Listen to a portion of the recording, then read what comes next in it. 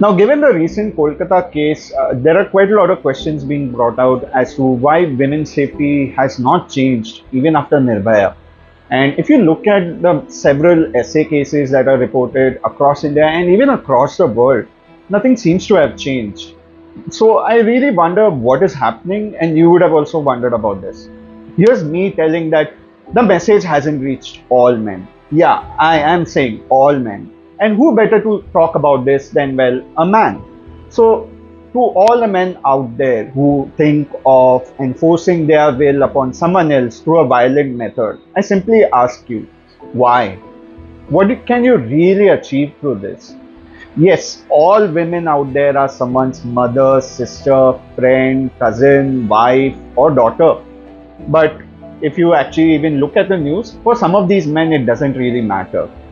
But even if they're not related to you, can you really not treat them as equal human beings?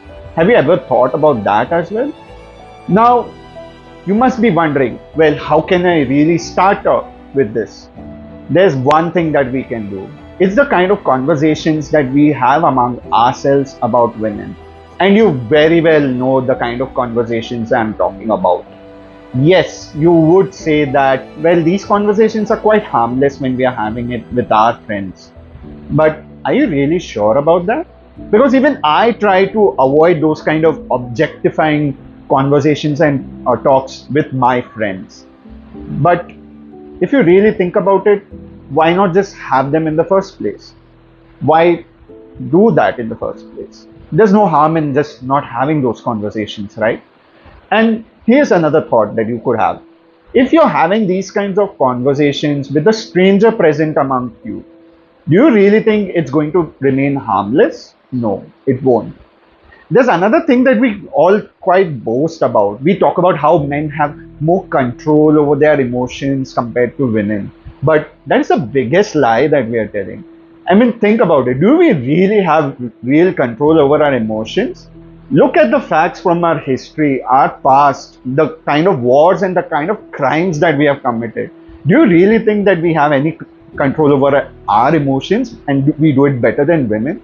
No, we don't. So, I simply request you to think very deeply, really deeply, and change those kind of thoughts. Really change it. And if those thoughts change within you, well, act upon it. Spread the word. Tell other people about it. Tell other men about it.